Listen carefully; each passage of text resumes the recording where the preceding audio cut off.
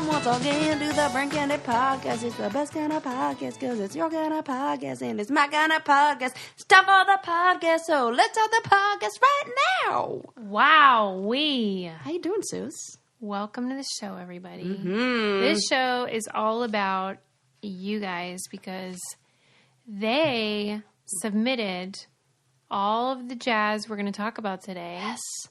All the questions. All you people that are mad that we put our challenge stuff on Patreon.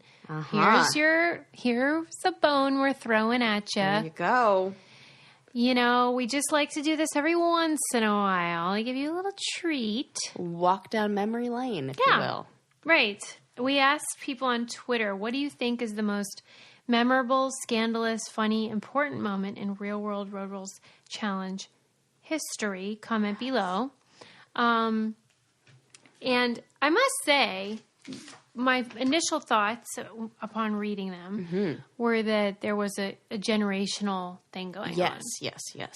Because most people were saying things that were from the last 10 years, but they've been making them for about 20. Mm-hmm. So it's sort of skewed towards that. And you remember how they told us how they don't even play clips from those early seasons because they're not in HD? They can't, yeah. They can, but they're not HD. Oh, I heard it's the wrong format. One's shot in digital format and the other one's shot in something else. I mean, so they could. It would just take a couple dollars. And they're like, let's pretend like those 10 years didn't happen. Right. So, and then they keep replaying the same events over and over, so they get drilled into our heads as being the really memorable ones. Yeah. Yeah. So we can talk about the ones that people really love, but I will probably pepper in my own experience, which has nothing to do with the last 10 years. But that way we'll cover all the bases. But important nonetheless. Yeah. What was like, when you think about your time in real life, not watching it. Okay. Real life. Like, what was the most scandalous moment that you were present for? Scandalous? I mean... Even if it didn't make air. Oh. I wouldn't even call it scandalous, but I think the fight with Brad was the most intense thing that I had ever witnessed. I would say the most intense thing I'd ever witnessed inside or outside a challenge house. No doubt about it. I had never been scared like that before in my life. Like, that I felt like I was unsafe. Yeah. And the look in people's eyes was fear. Yeah. I remember when Evan came and ran to us and we were like, stay in the bathroom. And the look in his eyes was like, we have a situation. This is serious. Yeah. And I had never seen that look in another person before. Yeah. Evan's not one to lose his cool. Not at all. Yeah. And that made me really scared. And it was my first challenge. And I was just like, is this what it's always like? And I'm just like, yep. But it really was crazy. Yeah. So that one was probably the most intense thing. And I'd never witnessed a fight ever I saw my very first fight ever. First fight in a bar or whatever on my season of The Real World. And I was like, this is nuts. People really do this? I was like, I thought this only happened on TV. Oh, wait, I'm on TV. And then it was just, the amounts of fights I saw after that, I was like, this doesn't happen. Have you ever been somewhere in your regular life and seen a bar fight or something like that? I have never. Just in high school, not a bar fight or anything like that. I don't think I'd ever seen a fight before. Oh, okay. And then, when my dad and my brother duked it out in the front yard. Oh, there's that. True Who story. won? I had to get in between them. Oh, no. Yeah. I come from a long line of trash. Oh, God. Anyway. But I think it's obvious why these fights happen. Yeah. It's not just that it's an intense environment. It's also that the behavior is encouraged, but it doesn't make it any less scary. Yeah. What would you say is the most? That was definitely the scariest moment. Funny.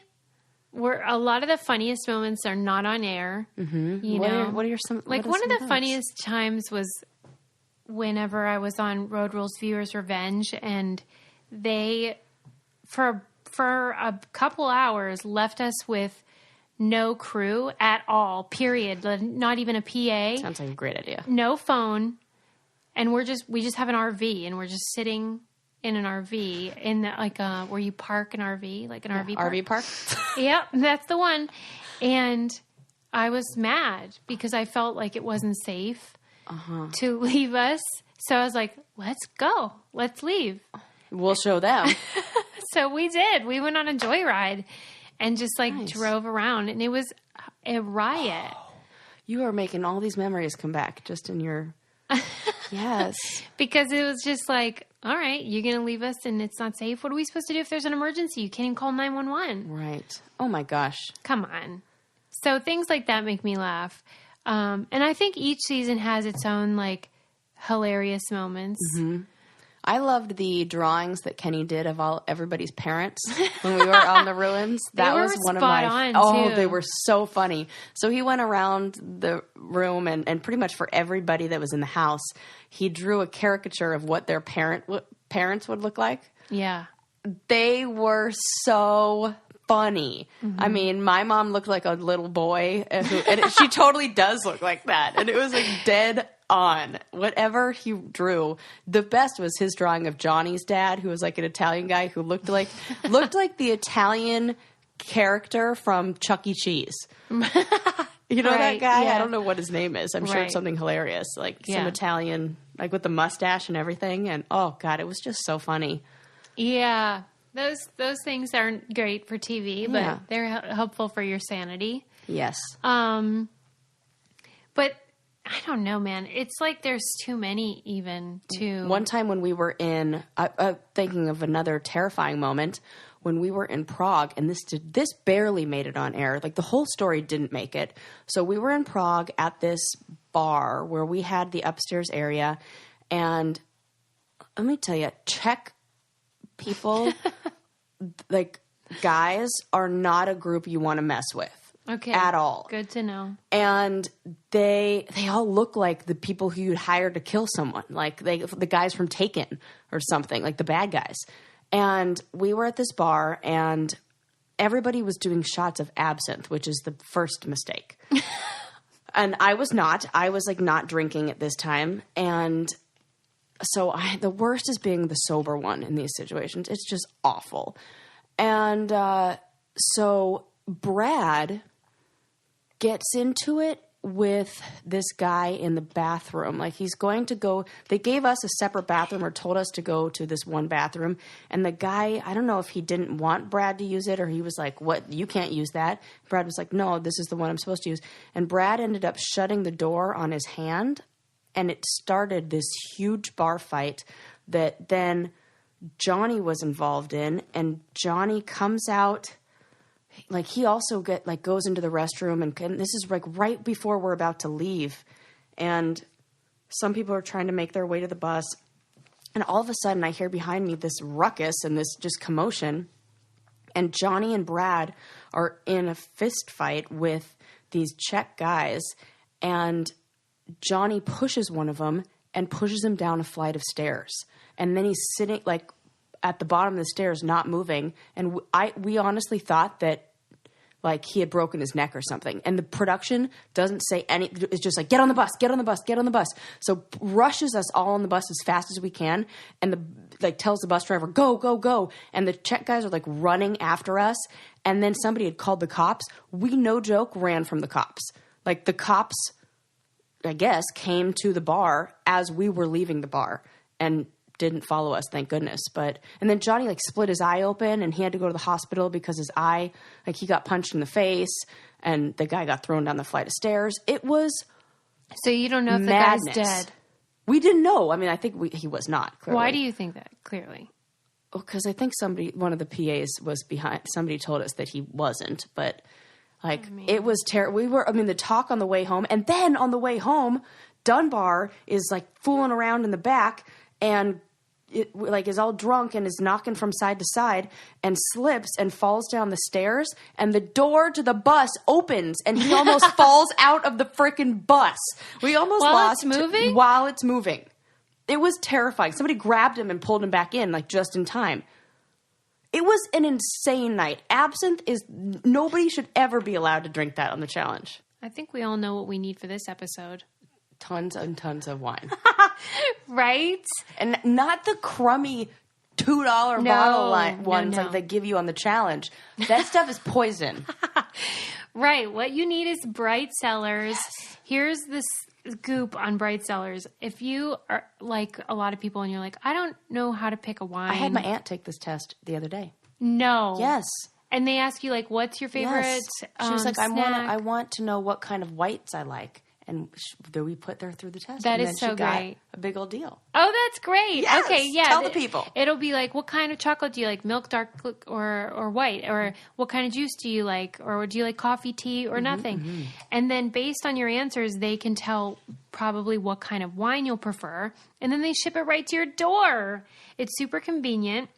They have great customer service. And they... just provide you with knowledge about what you can then order if you go out, what you like, and things like that. And they offer such a great deal to our listeners, which we so appreciate. Here's how you do it. Go take the quiz, see what your wine matches are, and you get 50 off your first shipment at brightcellars.com/braincandy. That's brightcellars as in winecellar.com/braincandy. So 50% off, just so we're clear on that. I mean, half off wine? Come on. What do you want from me, people? But that's crazy. It was the most insane night. Oh, it was so crazy. He ended up in the hospital. Jonny ended up in the hospital. Why didn't they show it much, though? I think they couldn't. They just showed that you guys were out and that's it? Yeah, it showed us running out of there real fast. And I think you can hear me in the background either saying, like, this is insane, or, like, everybody, like, the voice of reason louder than other people's. And that's usually when I'm such a buzzkill. It's like a refrain that But when we were on Challenge Mania, Derek's podcast, I was reminded of when we were on Gauntlet 2, and this gal named Jo was there. She was on Real World San Francisco, and she, even at that time, hadn't been on anything ever other than Real World San Francisco, I think, and hadn't been on TV in 10 years or something. And she just thought it was going to be fun, and you go to this island, and it's sort of like whatever. Was she wrong? Yeah, and she was just not cut out for challenge life. And it must have been day 2 or 3, and she had won, I think, the thing that we did on the first day that determined that she was like the head of, and so she got the big bed, and I remember watching this. Yeah, and she like had high risk and high reward. Like she got the nice bed and stuff, but she was also going to have to go into the elimination round every time or something.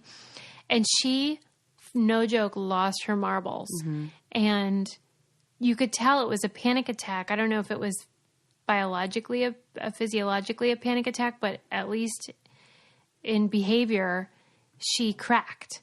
And we were in Trinidad and Tobago, and she called the police. Oh, my God. And was like, I'm being held against my will. And they took away our phone, so we can't do that. Yeah, that was...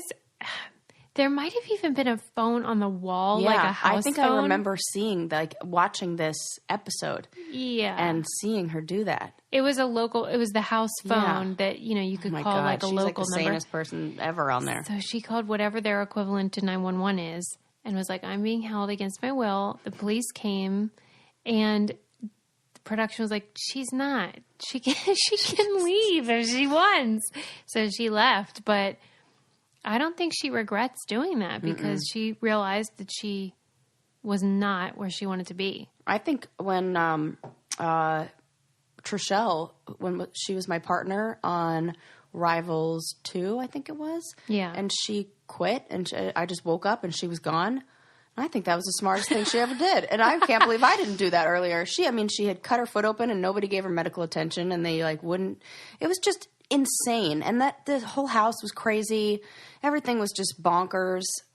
I'm to be honest with you, I'm surprised there's not more of that. Right. Because there's some people that love it or are unfazed by it or just don't care. Then there's other group of people that are like, what is this? Yeah. Well, I think people who've grown up in chaos, like if you're used to the fire, it doesn't burn you.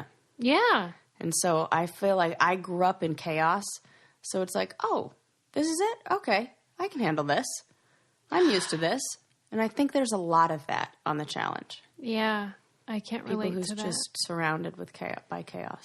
But when Champs vs. Stars and Champs vs. Pros came along, though, it was an important moment for me in the way that I observed the crew. Oh, because, Tell me. Well, when there's stars and pros involved who have agents, publicists, they make a lot more money than most of the challengers. And so they have to treat them a certain way. Yeah. And because the challenge talent, I mean, that's what they call them. We know we're not.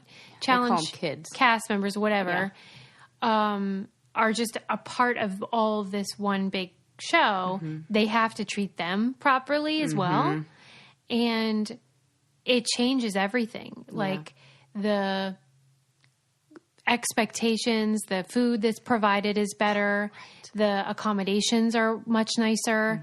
The sort of willingness to let you get away with stuff is greater. Could you imagine, remember when, who was it, Bow Wow, who made him play the tape again to see if Zach had like pushed him or elbowed him or something? Could you imagine any scenario where one of the challengers where that would have been okay? Right. Where I was like, you know what? I really need them to run back the tape because I think Susie pushed me. Yeah. They'd be like, oh, suck it. Yeah. Go sit down on the bus, Sarah. But sometimes what they usually do instead of saying suck it is they'll be like, oh, okay, let me go check. And then you never see them again. Yep, that's totally it. They just dismiss you. And run around I circles. Pointed it out to one of the producers and was like, so you see then how the difference between what you have to do with the talent on Champs vs. Stars versus how you treat the talent on the challenge, and why if you're a challenger, that would be annoying. Yeah. And how we want more than like a bag of saltines for dinner. I remember you going off at the ruins because I think we were so out in bitter. the sun and we didn't get any lunch. And you were just the best person to be arguing with Booth at that time. And they sent some PA or some low level person to talk to you. And you were like, no, I'm not talking to you. I want to talk to him. Yeah. The producer. Yeah. When I was on the spring break challenge, that was the same situation. We weren't fed for a long period of time. And I almost passed out. And that's why they had to bring an IV in. And they were like, give her a sandwich. Yeah. Like you're out in the sun all day. Yeah. And they're just like shooting. I don't know. I'm not into it, but that's beside the point. Okay. Let's read some of these. And there's a lot of repetition. A lot of people were saying that DM's wig moment was very important. What do you think about that? I think it really was. I think it showed a level of vulnerability on the challenge. It also showed like team camaraderie. I think it was really great to see everybody encourage her and say that she was beautiful and I think it made it okay. And I've never had to go through that, so I don't know what it's like. But as a viewer, I remember thinking, I don't know why she's so upset. She looks great. I thought the same thing. But as for, I think the people going through it, it doesn't matter if you say that.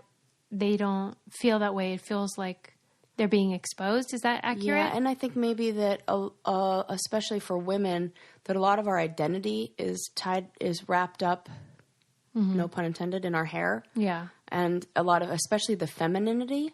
And so if and DM had beautiful hair, and long before that had this long amazing hair, and that she would whip around when she danced.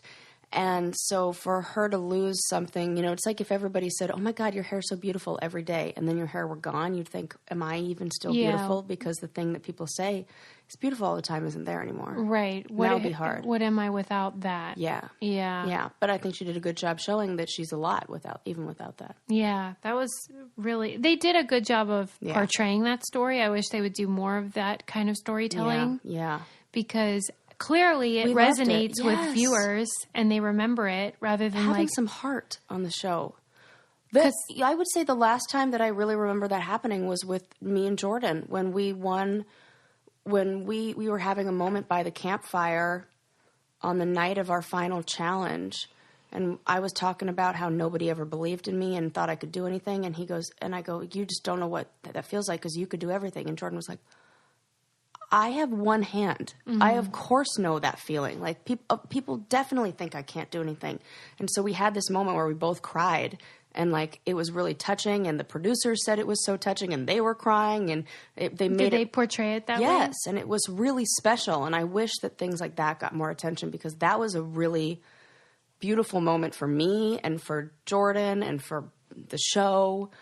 And, because for me, what it devolves into is like a cacophony of fights that all run together. You don't even remember which show it's from. It's just people yelling at each other. But those moments, they're poignant and stand out to people. Yeah.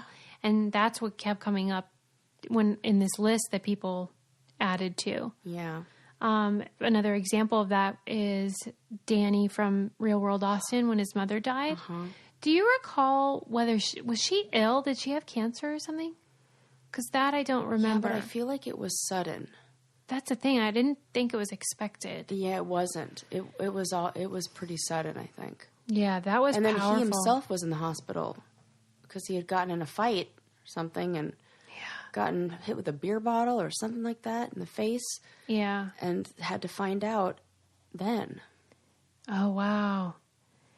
And then I remember on the Real World Seattle, there was a girl named Lindsay, and she had a friend come. You know how your friends come see you in the house. Mm-hmm. And then a few weeks later, someone called her and told her that he had killed himself. And that was part of the show. And her reaction was gut-wrenching. Oh, that's the worst. And it was raw. Yeah. I mean, that was raw real. Is a good word for it. And I thought, holy smokes, you know? And when I met her, because our shows ran at the same time, you could tell that was still had not been processed all the way yet.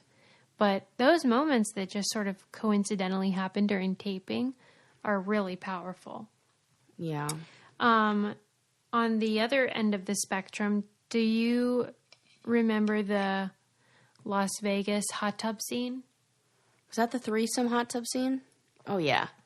I think this kind of solidified the hot tub as being almost like an eighth cast member in the Real World house. Yeah, because it had previously just been the pool table. And I don't think that same-sex kissing was something that was seen on television that often at the time, right? Yeah. What year was this? That would have been like 2005. Yeah. Something like that. I think way before that, because I was on in 2008. Well, let me check. Do you think that was early? Like, how much earlier? I think Vegas was at least 5 or 6 seasons before mine. It was 2002. Okay. Yeah. Yeah, that's not too far off. Let's take a break and talk about saving money. Let's do it. If you're a person with credit card debt and you're speaking of Vegas, and you're paying too much on your APR, which a lot of people are without realizing it, they're just sort of not aware of what they're even paying for. This Lightstream offers a credit card consolidation loan with a fixed interest rate as low as 5.49 APR with autopay. You can save thousands of dollars in interest.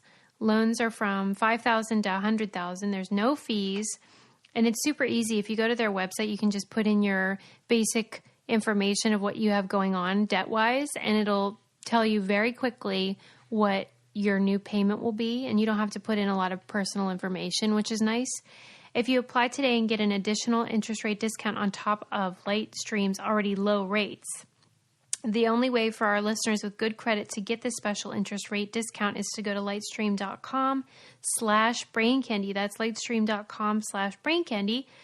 LIGHTSTREAM.com/braincandy. Here's the fine print. Subject to credit approval. Rate includes 0.50% autopay discount. Available only when you select autopay prior to loan funding. Terms and conditions apply, and offers are subject to change without notice. Visit Lightstream.com for important information about limits on Lightstream loans and same-day funding. Whoa. There you go. Yeah, okay. So that was that. Then, do you remember when David pulled the blanket off of Tammy in the Los Angeles season? Tell me about... But this is one that lives in infamy, I feel like, right? It's such a big deal. At the time it was, because back then, and I don't even think they do this as much now, like, they replayed this stuff. I mean... Yeah. Marathon after marathon. I've probably seen that episode 20 times. Whereas now there's some repeats and stuff, but for the most part, it's like... Well, yeah, because we got a whole bunch of crazy stuff happening new every season. Yeah. It's a little more watered down, I guess. It was just different. It was just the only reality shows that were on, and they were played constantly. Yeah. And it was just this moment where... What happened? David was a comedian, and he was... what he thought was having fun, and he was trying to pull the blanket off of this girl, Tammy, who's now on that Basketball Wives, I think. Oh, wow. Or I think that's the show she's on, Tammy Roman. And she was holding it on and saying, no, no, no, but she was laughing. So he kept doing it. And eventually he got the blanket off her, and she was in her bra and panties and felt like she had been violated. Yeah. And they ended up kicking him out of the house. Whoa. Because the women all got together and said, we don't feel safe. So either he goes or we go. Wow. And so he had to go. They unionized. They did. Yeah. Which I kind of feel weird that would never happen now. Yeah, no. It would be the opposite. Yeah, where... you know what they did? They did that on... The last time I had that happen was on Cutthroat, when Vinny and Siobhan got into a fight. And Siobhan, like, whipped Vinny with a necklace, like this metal necklace, and she, like, whipped him on the back with it, and it hit him pretty hard where he had, like, a welt from it. And he did something in retaliation that was really physical and scary for... I can't even remember what it was, but it was definitely scary for the people who were watching. And so people were like, I want him out of the house. And you know who was a big ringleader in this? Was Chet. Chet was like, he should not be around women, and he is hitting girls, and blah, blah, blah. And so what they did is they brought each woman downstairs to say to the camera, like, we had to say, I feel safe in this house, or I don't feel safe in this house. And if we said I don't feel safe, then we had to leave.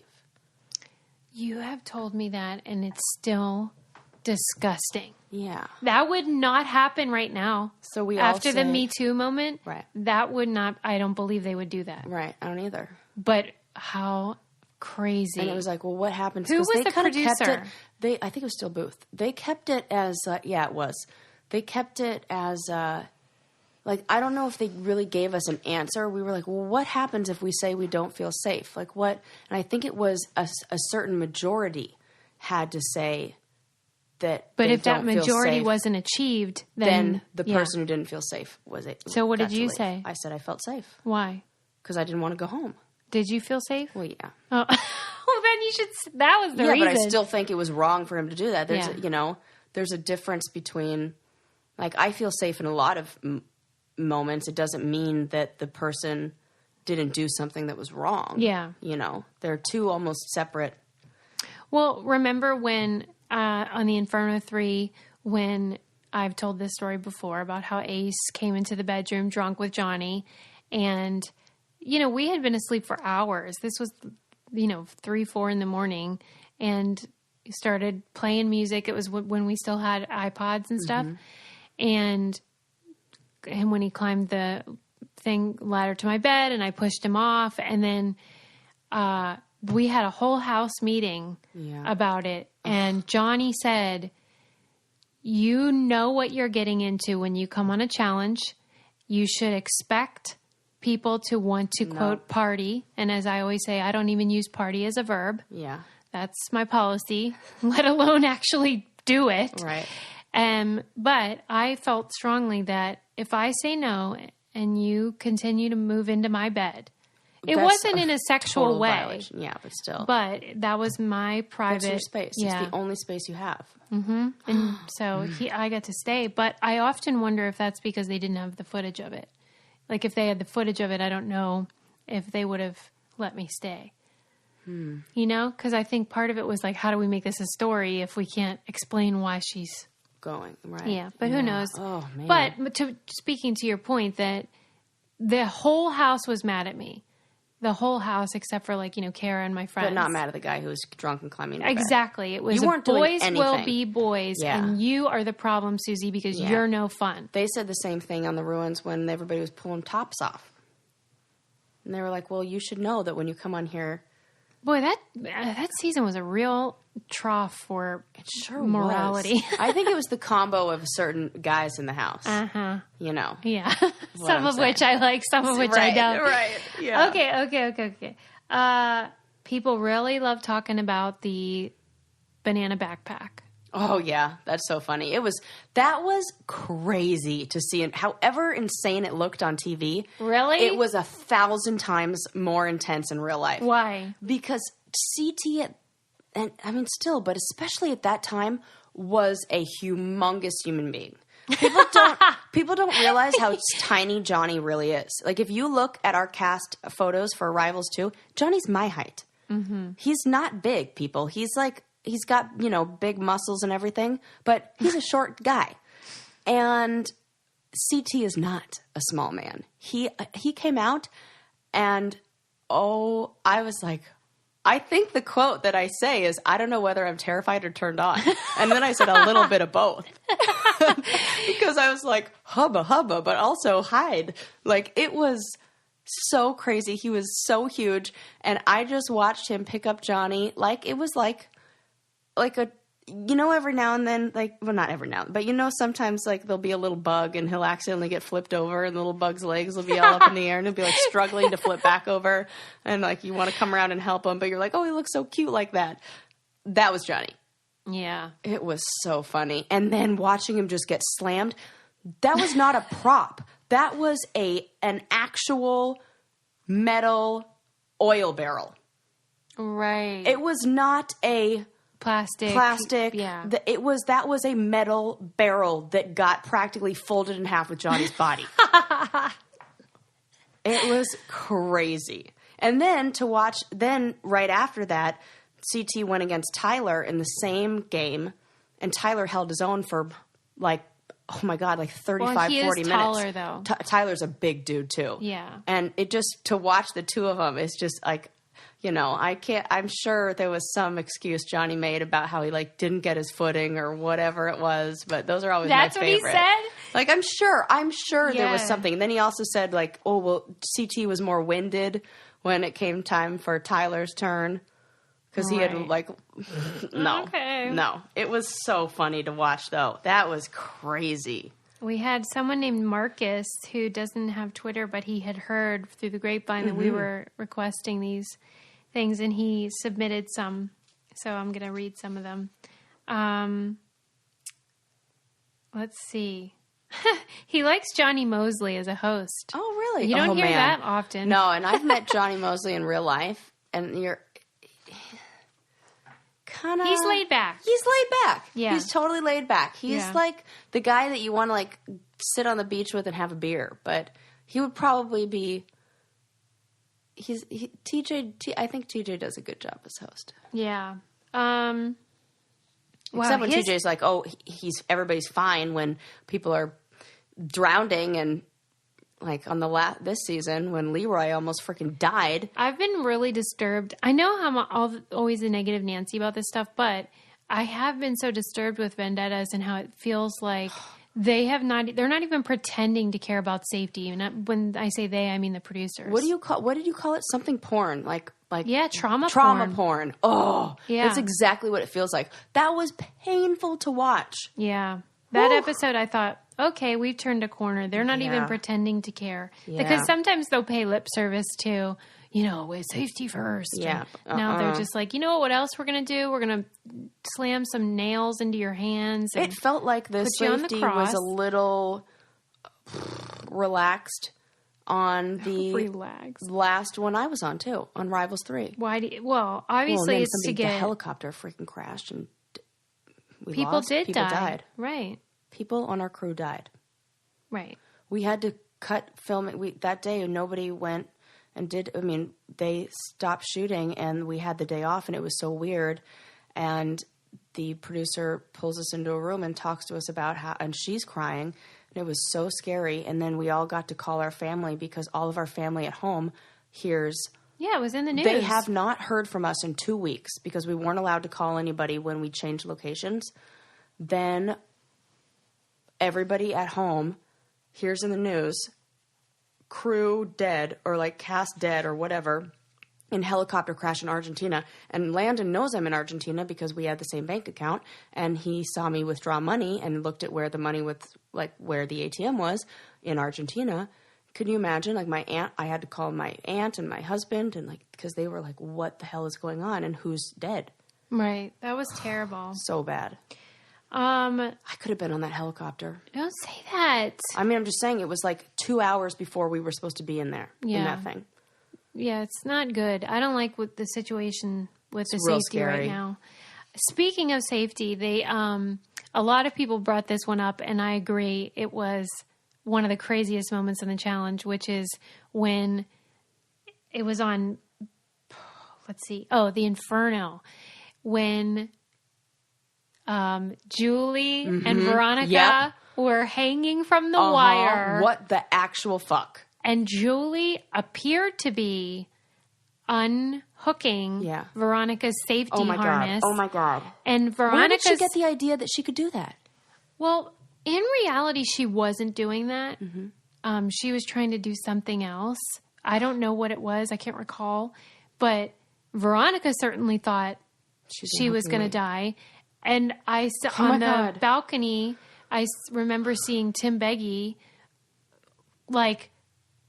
losing his mind. And Tim Beggy is as cool as a cucumber. Yeah. He never loses it.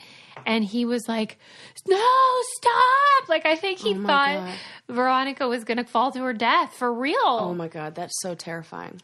And then when they brought them back in and Veronica was shaken. Yeah. Shooketh. Yeah. And very upset. And Julie did that thing that you do when you want to make fun of someone that's crying by putting your fists up to your eyes and oh, you're crying. God.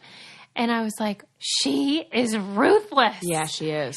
And it's so weird because she's this conservative Mormon character, but she's as competitive as a human being can be. Wow, that's really scary. Yeah. Dude. But I don't know if they addressed really what the risk was there and whether it was... Because usually there are multiple safety... you can't just do one... Oh, God, well, I don't know, Right? Shit. I don't know what was in place. But, I'm getting nervous just thinking about that.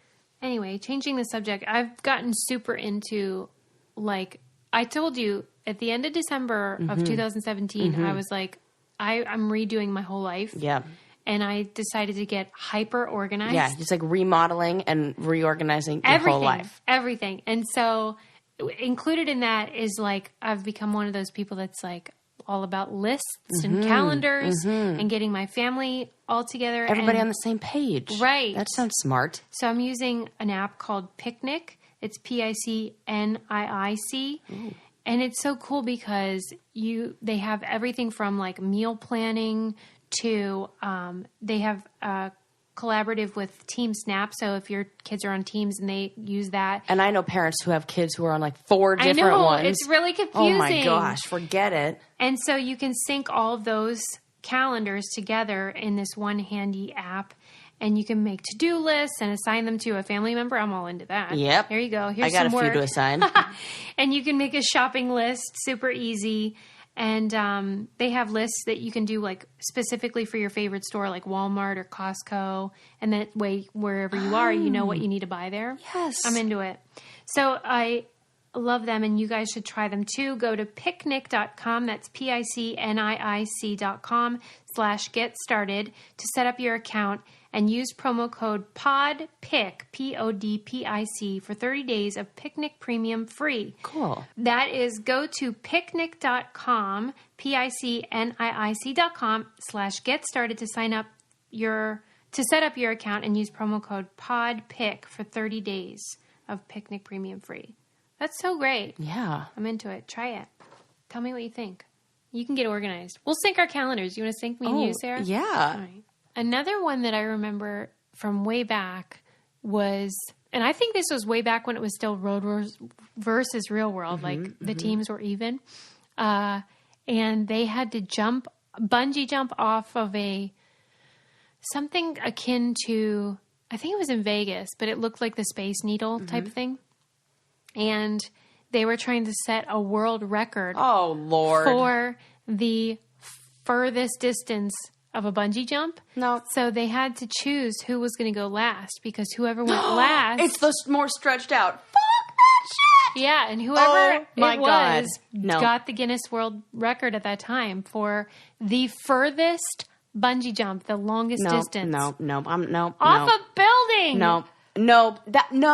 For a million reasons, no. They loved it, though. I'll tell you, that's the one thing I'll never do is bungee jump. You're not into that. Now there's a whole bunch of stuff I'll never do. But then I was like, I'll skydive. I feel like that's safer. But bungee jumping, there's nothing okay about turning yourself into a human rubber band and then like the crack. Like that's got to be terrible for your body. Mm-hmm. I remember just go down and be flung. Oh, on the Extreme Challenge, I've told this how they did a reverse bungee where you start on the ground and they slingshot you up into the air. Oh, so awful. Not only awful, but a few weeks later it was outlawed. Okay. Because you could hit the crane at the top. Jesus Christ. Like, depending on where they aim you. Oh my God. And then, not only that, but we had to Good thing we sign our life away. We had to hold a water balloon. So you're laying on the ground, they pull this thing, you shoot up into the sky, and then you come down and you have to look for the target and throw the water balloon. I hate everything about this. So dumb. But, safety second. Right. Everything underwater, fine. Everything where you're like being flung up and no. What about... Dude. Okay, hold on. Let me find other ones. And I still want to see that clip of... Well, I don't want to see it, but just hearing Tony's story about jumping onto the beam and freaking busting his spleen. I mean, he had to have surgery in Uruguay. Why? You just told me that last week, and how did I not know this? Well, I barely knew except when Tony told me this, because I don't know, I guess I didn't watch that season or whatever, but the idea that you'd come back on a show after you lost your spleen on the previous season is... Well, yeah, so I'm starting to realize that whether someone comes back has pretty much everything to do with what the alternative is. Yeah, totally. And so if the alternative is bagging groceries or bartending, for some people, that's a better choice to go back. And if otherwise, you would be getting a great job like Landon Lueck, who we interviewed for our patreon.com/braincandy. That's where we put all of our challenge interviews and live Q&As. He said, even for Champs vs. Stars, which is only 3 weeks, he was like, here's how much I would make it at my job. Right. You can pay me more than that or I won't do it. Why would I stop my job for less than, but then to be in the public eye again? If you're doing well, it just doesn't make any sense to go back. A lot of people wanted to talk about this lap heard around the world from Seattle as well. That was crazy, where Steven slapped Irene whenever she was leaving. She was quitting the show because she didn't like... threw a teddy bear in the water. Yeah, he had hid it, and she asked him where it was, and she knew he had it, but he said, "Oh, I don't have it." So she was like, "You're a homosexual," and so he was like, "Oh, you think I'm a homosexual? Well, I'm going to go get your bear, and I'm going to throw him in the water, and I'm going to come out to the production vehicle, I should say, production van, and smack you across the face. Oh, and Irene talks about it in interviews and says how she remembers when she was slapped, her face was then pointed right at this large group of crew members who did nothing about a man hitting her on camera, and how poignant and how terrifying and whatever that was for her. But that was a stunning moment and crazy. And then it turned out he was gay. So obviously that was a big trigger, but he was closeted. Oh my gosh. You know what I mean? There was a lot to unpack there. Yeah. You're like, oh my gosh. Yeah, I feel like those things are shocking then at the time, but would we even be that shocked now if that, do you think? And there's been stuff that was a that's pretty bad pretty one. Close. You don't see a lot of guys hitting girls. But then you did see, well, I guess they kicked him off when Tony got real up in Camilla's face. Yeah, but he didn't actually hit her. No, you're right. I mean, that's a line. Yeah, that is. And whoa. Once my brother slapped me in the face, I still don't let him live it down. Why would he do that? I mean, he was like 11 and I was 13 and I was like mad at him because he was picking on my little brother. And I was like, you should pick on somebody your own size. And then he called me the B word and slapped me in the face. And I was like, you, how dare you? A lot of people obviously are talking about when Jonny took your money. Yep. You know, I've been thinking about that recently, especially because like people have been tweeting about it and he went on BuzzFeed and talked about it. I don't expect Jonny to do anything but that. Yeah. It's totally expected. Yeah. The part that to put it just, kind of like close the books on this, is like the part that I was the most hurt by was the fake friendship, because it was real to me and it wasn't real for him. I think it was. But if it were, then I feel like after that I didn't yell at him. I didn't say you're a fucking asshole for doing that. I mean, we went out to dinner with everybody that night after everything happened, like with just, the cast, and it was fine and everything. And then it was like, in order for him to be okay with that decision, he had to also kind of villainize me in a way. And I felt like, why couldn't you just be cool? And like, why couldn't you just be like, look, no hard feelings? And because I kind of said that, like, I understand why you did that. And, and then he's just done a lot of like justifying and like, well, was our relationship really worth $135,000 or whatever? To me, it wasn't even about the money. It was like, okay, yeah, you did that, but then don't like write me off as a human being and then paint it as like I'm a terrible person or this is balancing the scales for what I've done. That was the part where I was like, oh, this sucks. Because it felt like I had been, in my past, screwed over by so many, like I'd been the fool before. Like, I was that junior high kid who, like, got invited to everybody was like, oh, meet us at the mall at, 3:00 in the afternoon. And then I would, like, get so excited and then nobody would be there, And then, like, to be painted as, like, and then he said in some interview that, like, that I just did those things to, like, get the move I made to get camera time, or that like I was always the lovable loser until I did that. And I was like, what? I made it to the final of like 3 challenges before I did that. Like, I just wanted to win because that's what the point is. It had nothing to do with me wanting camera time. I was already on every single season since I wasn't like a background player. I made it to the final of like everything I did with the exception of 1 challenge. Right. Until then, Yeah, so I was see just like, what your point is. That was just, and I just want it to be water under the bridge. And I want him to be able to like look me in the eye and shake my hand. And I don't think he can do that because I feel like I've stuck my hand out and he's not. Yeah, but I think it's complicated because I agree with you, and that the way that he handled it afterward, in his mind, required him to justify what he did instead of him just being like, you know what, it's a game, and I just felt like that was the power move, best thing that I could do. He doubled down and was like, I don't know. using it as part of his identity. But then after it aired is when it got ugly, because then you told me about the Adderall, and then previously I had said, well, I would have done what he did too. I would have taken the money. I don't care. Like, if I didn't really like someone, I would take the money. Yeah. But then when I found out about the Adderall, that changed my opinion, but it also changed the social media interactions, the vitriol from both sides. Yeah. And so then I think he thought, well, this no love lost. Like, we're just going to play this role. Yeah. I got straight shut down by MTV. Like, they're the ones who canceled all my interviews, because they were scared I was going to talk about the Adderall. I never had a single interview after I won that challenge. Right. Not one. Right, because they knew you had this information that was also true. Like, it's not like you were spreading some false thing. And so the last thing they wanted to do was tarnish their brand.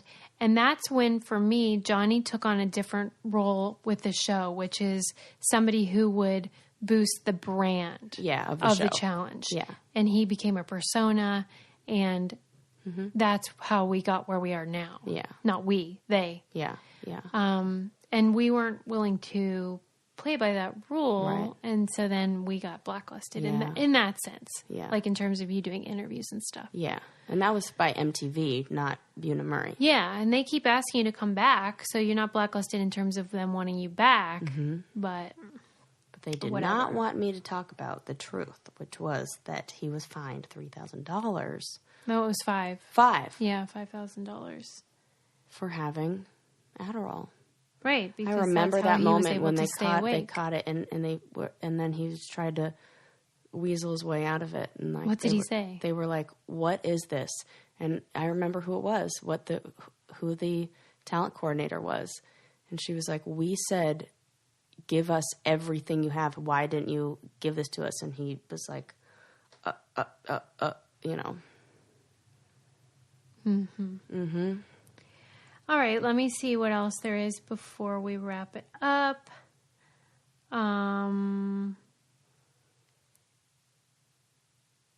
Let's see. Is there anything that stands out for you?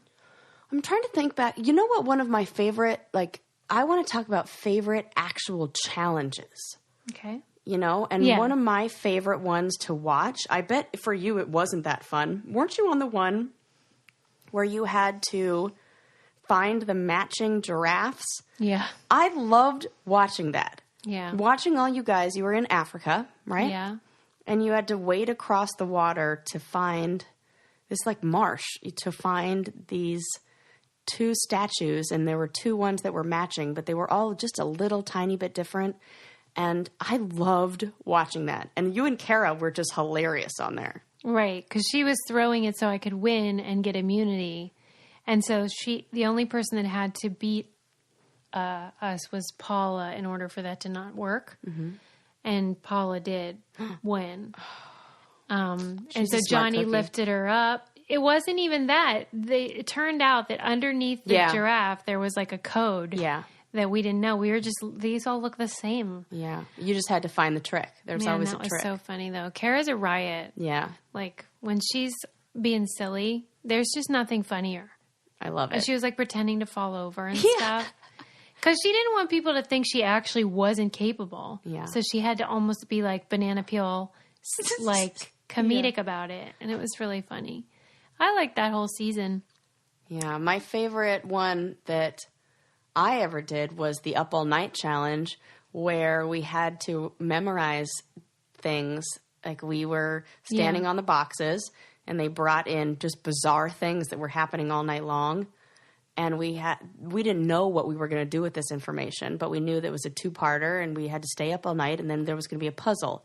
And as soon as the first thing happened, I was like, oh, I know what this is. And I just loved that the book I had just read before was Moonwalking with Einstein, which is all about memorization techniques. And I put all of them to work. And I have never seen a pair crush a challenge more than Jonny and I crushed that one. I mean, we finished in under 2 minutes, and the next closest person finished in 45 minutes. It was so fun to just gloat and be like, that's your favorite. Oh, I did so well. and you guys have no idea what the trick is. Then I find out that the next season, all the cast members have read that book, which I love that at least they're reading. But like Nelson read it, Devin read it, and like it started like, how did she do that? Okay, well, let's find out what she's reading. No. Devin found out. He was like, what's that book? I told Devin, and Devin went and told everybody. We might not see any more memorization. Right. I wonder if they're using that. Retain and apply. And use it, right? And that was just my favorite. So if you ever want any good memorization techniques, read that book. Wow. I loved that challenge.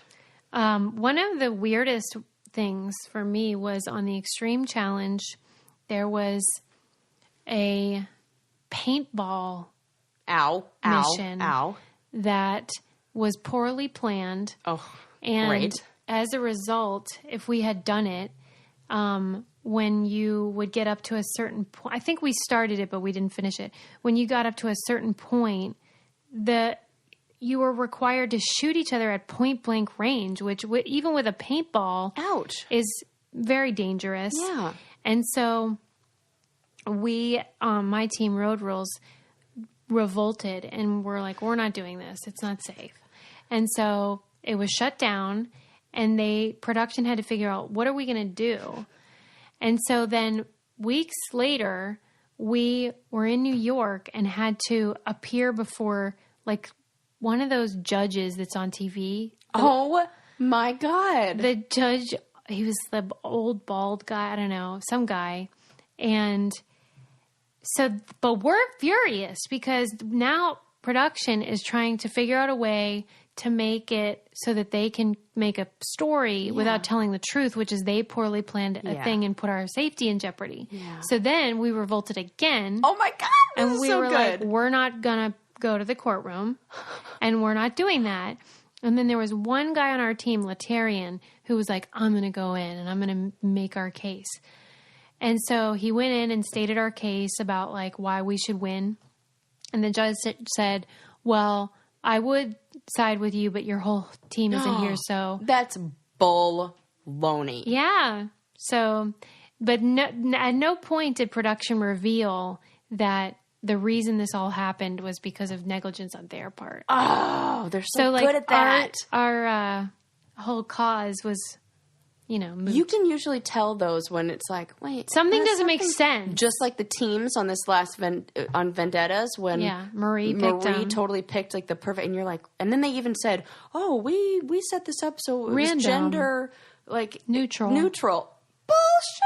Yeah. I was like, there's something fishy going on. Sure enough. There was. Right. Oh man. Crazy. But, yeah, it's all crazy. And sometimes I go through my pictures because back in the day we could take pictures, and I'll think, this is all weird. This whole life is weird. It's so weird that there's going to be a day where our kids are going to be old enough to like watch that. I can't wait to show Lincoln because I'll tell him about stuff. He went to a party recently where they had like wildlife that, someone brought in, was like, you can touch this lizard. Mm-hmm. And he really wanted there to be a snake. And I'm like, one time I had this gigantic white or albino, whatever. And it was, 20 feet long or something, wrapped around me. Its head's right here. And I'm thinking, I can't wait to show him that. Yes. I'm still waiting for my Legacy Box DVDs, or I would show him right now. But yeah, like that'll be fun. That's cool. I mean, you'll get to show all the fun things that you did. And that's the good part. Yeah. Is that some of these things were extraordinary, and I'm so thankful for. I mean, it's pretty badass to be like, hey, we've won challenge. Like, you and I have both won challenges, which not a lot of people get to do. Mm-hmm. We've jumped out of airplanes. We've climbed mountains. We've swam across oceans. We've run across deserts. That is all stuff I'm very grateful for. So many. I met my husband. You met your husband. I met you. I met you. There you go. So I love it. But if you do want more of our challenge content, you should go to patreon.com/braincandy. We are on episode like 60 some of our interviews with former and current cast members. God, and you get access to all of it. Yeah, we have weekly live Q&As where you guys can talk to us while we're recording and tell us, through the video what you want to know. We if you cold have questions, call cast members. Yes, we cold call people. So when there are questions, they give us the answers. Join us for that because it's original content and it's special just for you. Patreon.com/braincandy. All right, people. Thanks for listening. Bye.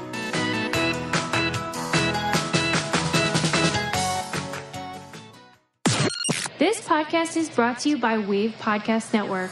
Check out all of our shows, including the Brain Candy Podcast, I Don't Get It, Babes and Babies, Coffee Convos, and Let's Talk About It.